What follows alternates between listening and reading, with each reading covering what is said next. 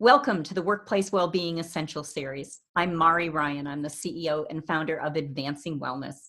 It's my pleasure to welcome you today to this expert interview where we explore topics that impact employee well-being.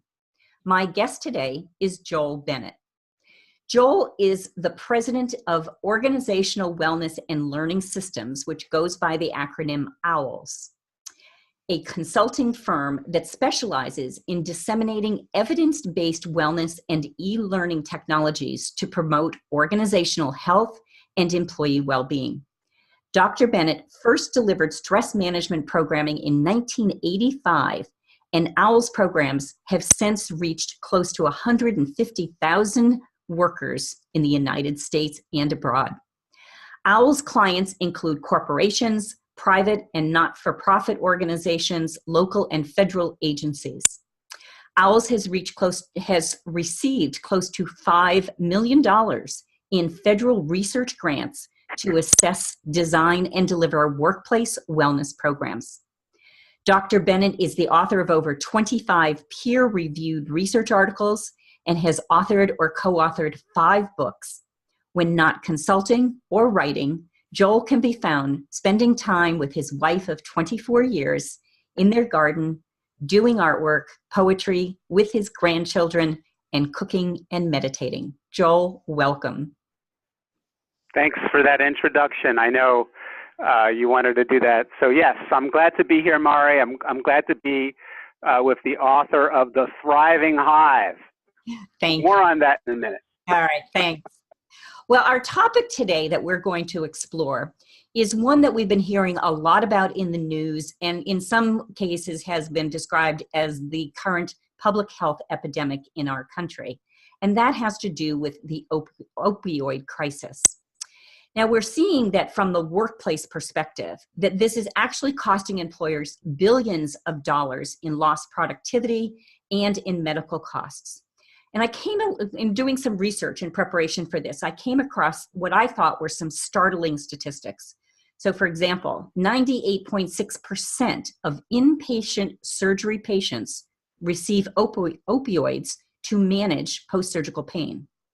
And also 92% of post-surgical patients who receive opioids for acute pain report adverse side effects such as urinary retention or respiratory depression, and the treatment of which can also be costly.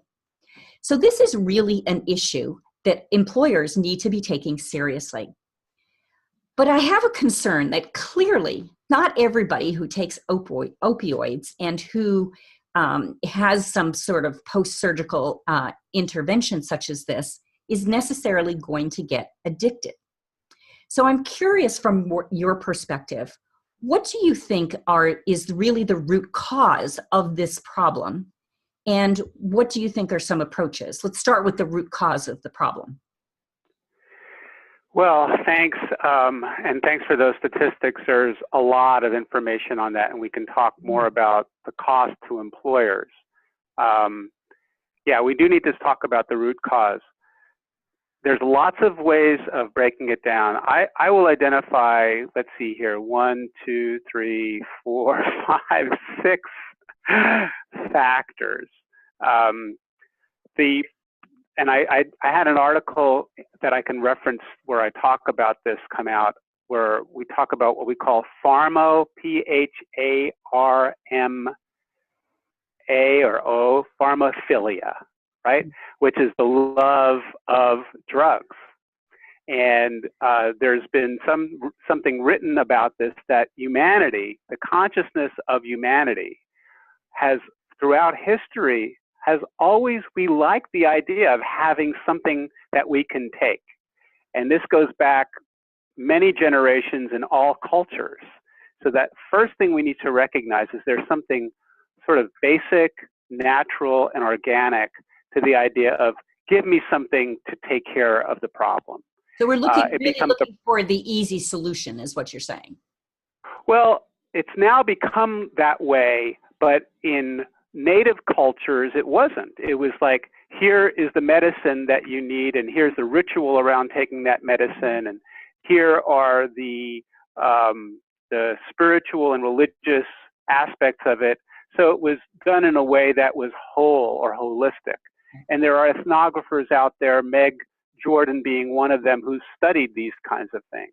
What's happened is pharmaphilia, right, the love of drugs, has become sort of, if you will, co-opted by technology and commercialism and capitalism.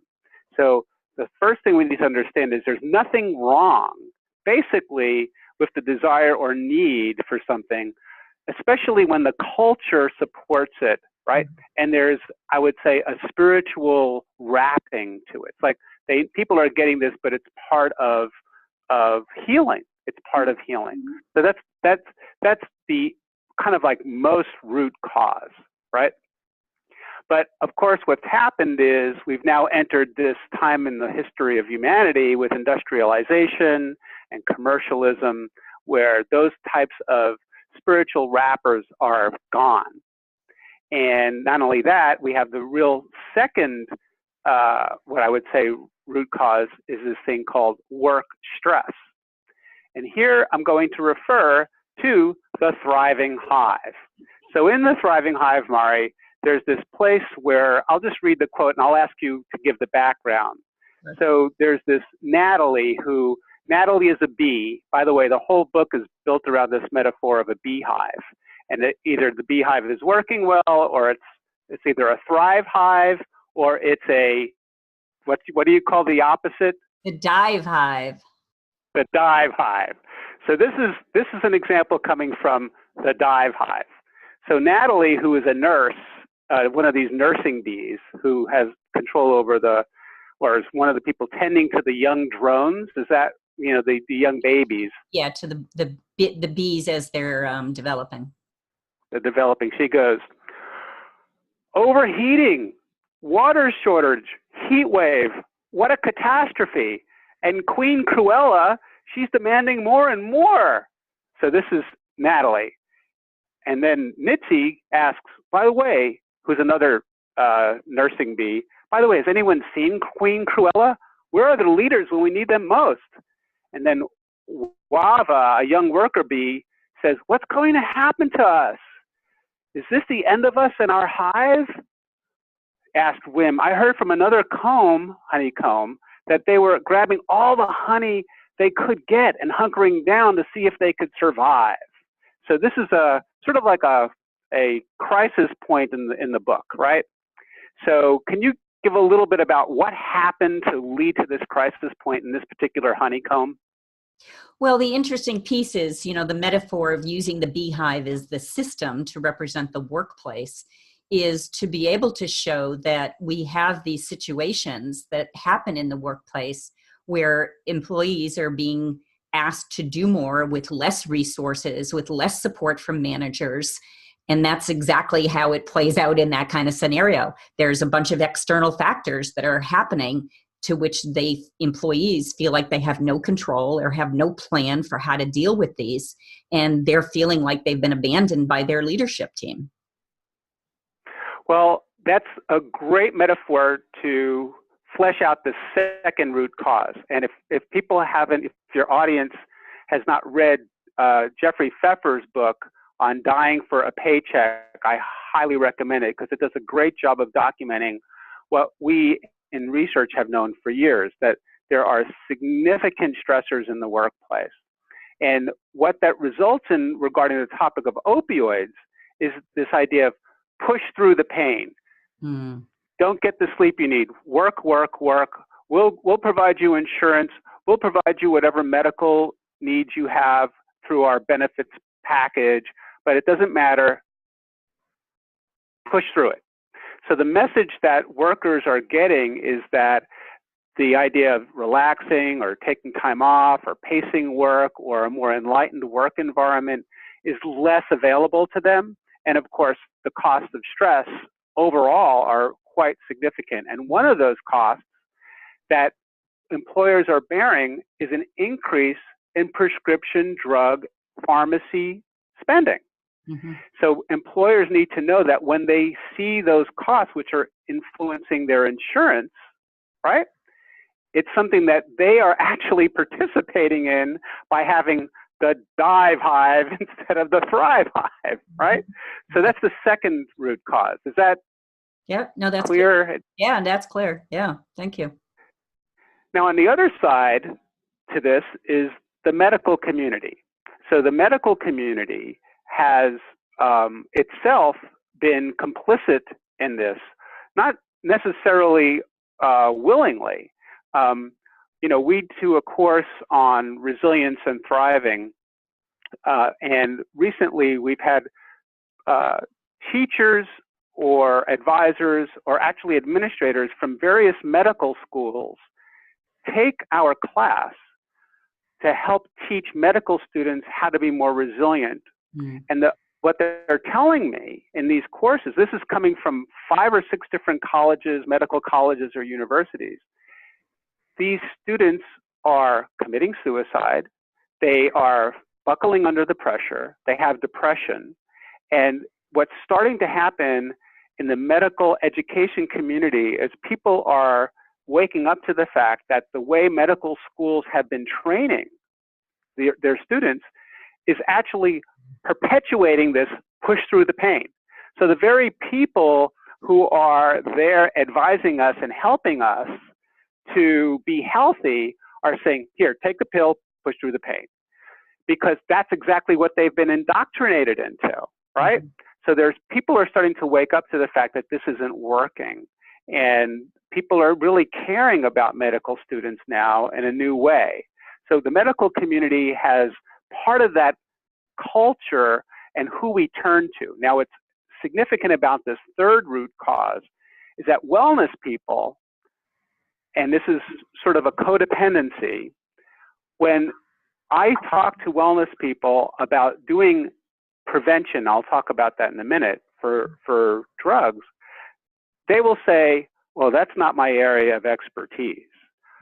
You need to talk to a doctor. So what's happened is there's this abdication of empowerment that can come from wellness, which is a heart of the wellness credo that says, well, when it comes to talking about whether or not a drug is good for you or not, I'm not an expert. I'm not the professional. Go ahead and talk to the doctor. And that's what I would say a codependent kind of attitude. I have tried to present on this topic at wellness conferences, and I've been told we can't talk about that because that's not our area of expertise. So that whole third root has to do with how the medical profession has sort of medicalized this idea of treatment for pain, and that those of us who are in wellness sort of don't think it's something that we have any responsibility for. So that's the third root cause. The fourth cause is and I'm going to get to the final cause, which is the most important one to our work. But the fourth one is the pharmaceutical companies themselves. And there's a book out now, there have been articles out on how the pharmaceutical companies, through very sophisticated sales techniques, very powerful incentive plans for doctors, and the way they manufacture drugs, have really co-opted the dissemination of opioids. And so that's a significant factor. And in combination with that, which is I see as, again, we're very clear. We're not blaming. When I say this, I have to be very careful because I'm not coming out and blaming the pharmaceutical companies in and of themselves. It doesn't have to be this way. But of course, there's a lot of journalism on this right now that documents that it is happening. It is. And it sounds like it's the perfect storm where all of these elements have come together to be able to cause this crisis. Right. And the last piece to this, which is where we come in to this conversation, is the lack of education. The field of prevention specialists tend to work with children, communities, and schools. And so there's this idea that we need to educate, DARE, drug education in the schools.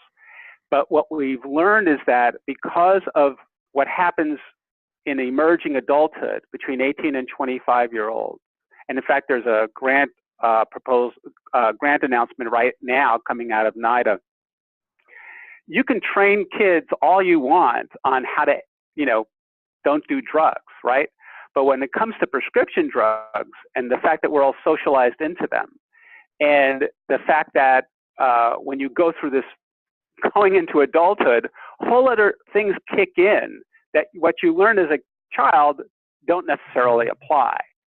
So we have done a very poor job, not only of educating children about the dangers of prescription use, of all kinds of prescriptions, but also the medical community itself doesn't do a good job around training doctors around addiction and risks for addiction.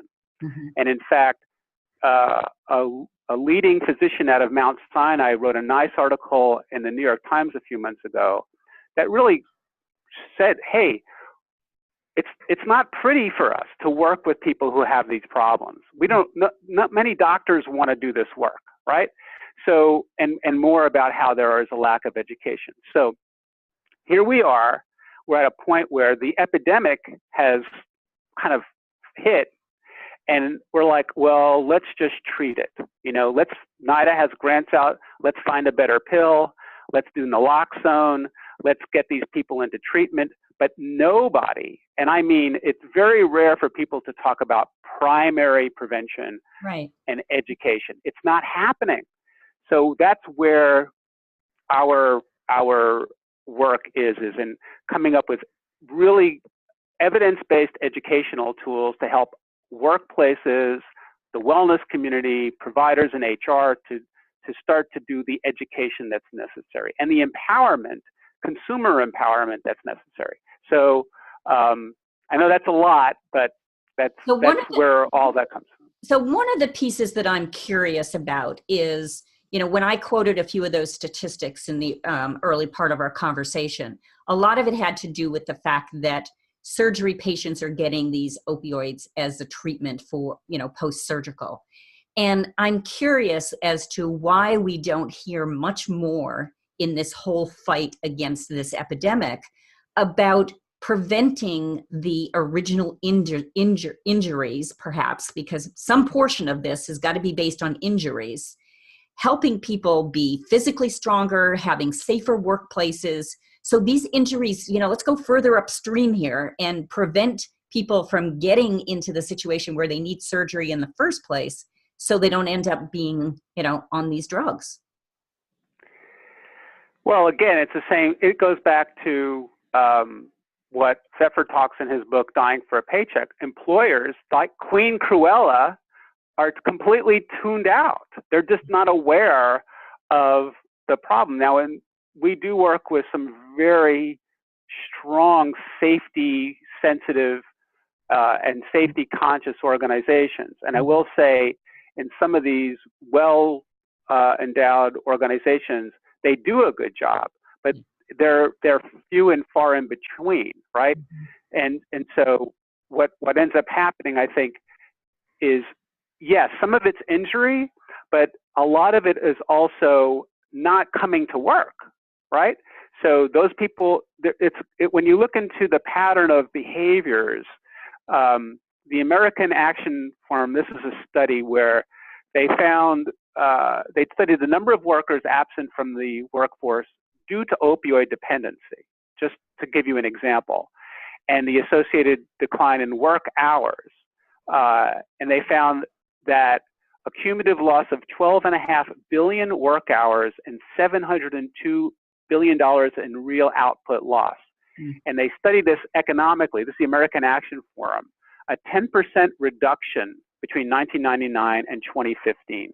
That is overall for the entire economic output of the United States, 10% reduction in economic output just due to this. So yes, injuries are part of it, but before an injury happens, there are other signs, right? So, and what they also found, the National Bureau of Economic Research found that longer-term opioid prescriptions triple the duration of temporary disability leave. That is, so you're seeing they're absent from work, and when they do have recovery, having opioids means they're not going to come back to work. So the whole idea of employers need to understand that they're getting it from both sides. So the idea is that, yes, there's the surgery, and to that point, employees need to be empowered on knowing what kinds of questions to ask their surgeon prior to surgery, instead of just going ahead and, well, I need to do this. And employers need to give employees those tools so that they know and they're conscious of the risks of what they're getting into. So I'm answering your question. Yeah, so let's dive a little deeper into the details of what are some approaches, and what's this approach that your group is using, that you're using, and so we can think about this from a different perspective. Sure. I just want to make a point here before we talk about that, because it's not just opioids. We're seeing an increase in stimulant misuse, right? There's much more emerging adult ADHD drug shopping. Students are graduating from college. The use of ADHD-related drugs in college has skyrocketed in the past decade or two, right? So people are now entering the workforce. They're drugged for that. Anxiety, overdose deaths involving benzos has increased, quadrupled in the past 10, 15 years. So I just want to clarify, it's not just opioids. Right. And I think we have to be careful, because that's where we're focusing all of our attention. Well, if you go back to our original conversation about some of the stressors that people have in their lives, fundamentally, many of these things, and you're talking about various different kinds of chemical substances that people use as coping mechanisms. So we're using these to be able to cope with whatever those stresses may be, whether those are work stresses, life stresses, financial stresses. So it comes back to a certain extent to, we need to help people understand a little better how to cope with things that are coming up in their lives. Yeah, and in fact, there's some research to show that those who are at most risk for the opioid dependency are those who have been taking things like Xanax and anxiety-related drugs beforehand. Mm-hmm. So we already know that there's a variety of predisposing risk factors that involve stress and anxiety, right? So to your point, the go back to the root cause, right? Going back to earlier, the pharmaphilia, the workplace, the doctors, the employers being tuned out, all of these things are coming together. So yeah. So to go to your question though about solutions, I have a list of some of the things that are out there before we actually talk about what we do. So one of the key things that, this is coming partly from advisement from the CDC, is that prior authorization for outpatient prescription drug use, that they cannot be in excess of a number of days. So the employer can regulate, in terms of insurance, you cannot get prior authorization for using prescription drugs in excess of 2 or 3 days or whatever it happens to be. So that's how employers can have an influence or an impact. Mm-hmm. The other thing is wellness and EAP providers could provide prevention tools.